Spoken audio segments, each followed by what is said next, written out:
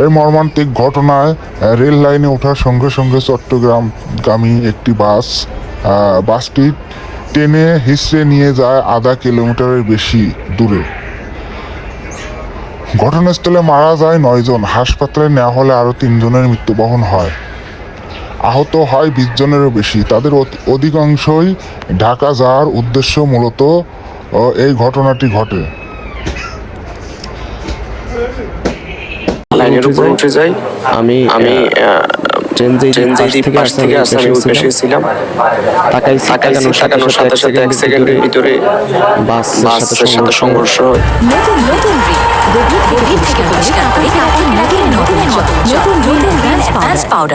আমি কিছুই বুঝতে পারি নাই ভাই। আমি লাগার পরে নিজেই অজ্ঞান।